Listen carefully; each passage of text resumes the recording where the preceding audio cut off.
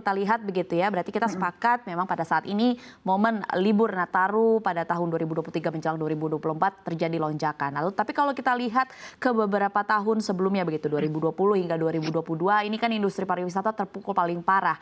Nah, apakah kenaikan yang terjadi di tahun 2023 menjelang 2024 ini sudah layak menjadi obat terhadap kerugian yang dialami mungkin utamanya oleh salah satu platform layanan pemesanan tiket pesawat dan juga hotel secara general, apakah memang ini sudah menjadi membuat pulih kembali seperti itu Mbak Maria?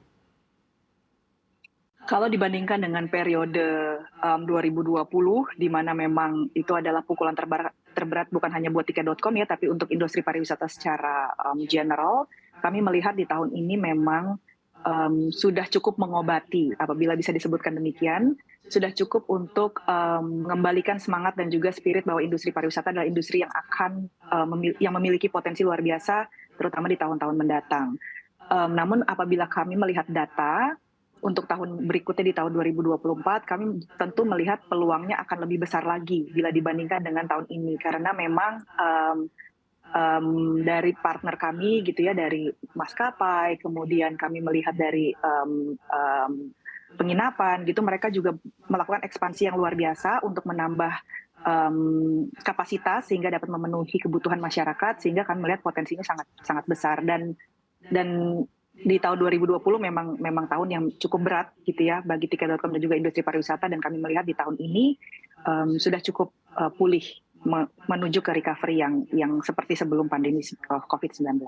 Oke, baik, terima kasih Mbak Maria. Lalu pertanyaan saya selanjutnya juga masih berkaitan begitu ya. Bagaimana dengan situasi persaingan antar platform dari pemesanan tiket pesawat dan juga hotel? Karena kita tahu begitu ya, persaingannya pasti utamanya adalah dari harga. Kalau situasinya saat ini seperti apa persaingannya Mbak Maria? Oke, kalau saat ini tiket.com fokus untuk memberikan yang terbaik bagi para pengguna kami dengan melakukan pengembangan dari sisi produk, kemudian juga membuat atau meluncurkan fitur-fitur yang memang relevan kepada customer kami seperti refund dan reschedule apabila customer membutuhkan perubahan jadwal dan lain sebagainya. Selain dari sisi harga, kemudian kami juga melakukan berkolaborasi dengan stakeholders kami yang lain untuk terus dapat memenuhi kebutuhan-kebutuhan dari para wisatawan dan juga customer tiket.com. Oke, baik. Lalu kalau di samping terkait dengan mudik Nataru begitu ya, tiket pesawat, kemudian kapal dan juga moda transportasi lainnya, ini kan yang memang cukup besar antusiasmenya di libur Nataru adalah untuk komersial begitu. Salah satunya lewat acara-acara yang kalau saya tidak salah informasinya tiket.com juga memiliki fiturnya. Nah, saat ini situasinya apakah memang hype-nya sama seperti pembelian moda-moda transportasi yang tersedia ataukah memang lebih sedikit begitu hype-nya terkait dengan acara-acara menjelang momen tahun baru ini? Kalau untuk event sendiri, sekarang memang masih menjadi pilihan bagi pengguna tiket.com. Namun memang kalau dilihat dari situasi seperti sekarang, di mana juga pelaku-pelaku pembuat acara juga memang belum bisa maksimal ya, karena memang menuju ke 2024 begitu, sehingga kami melihat masih sedikit tertunda untuk antusiasme yang dari sisi penjualan acara. Demikian.